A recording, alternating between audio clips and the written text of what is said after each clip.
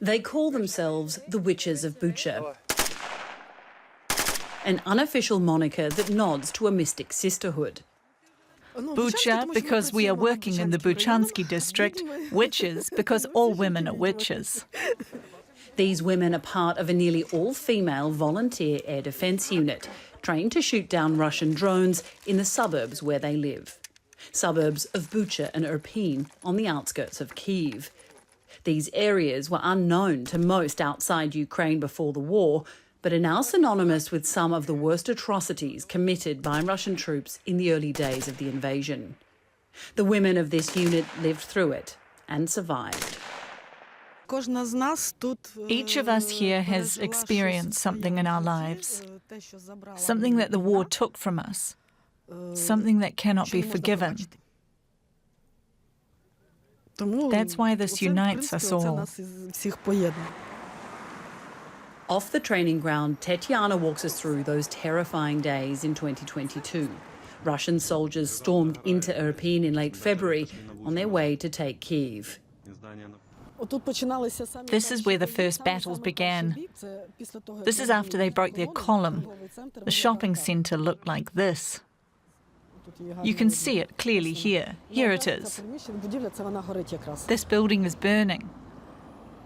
These are dead Russians.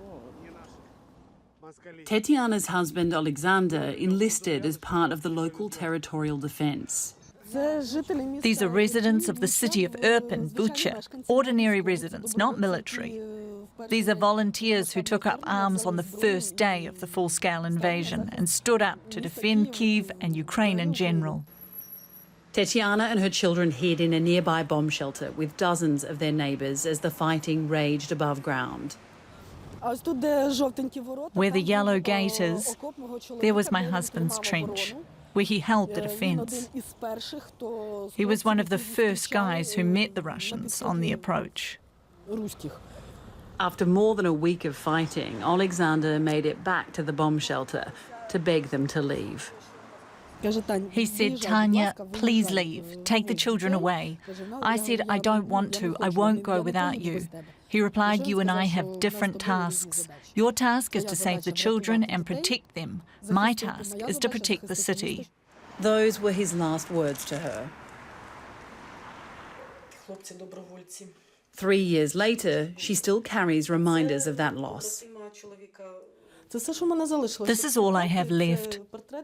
Portraits, military badges, and the very fragment that killed him.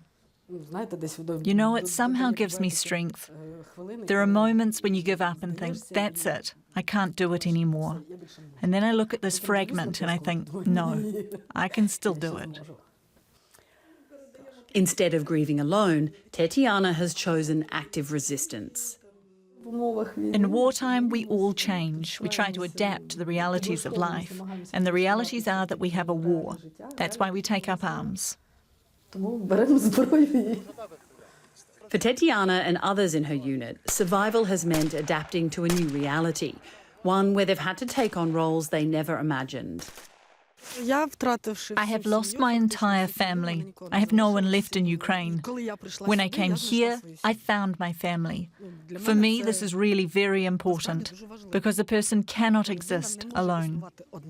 Protecting not only their country, but also each other.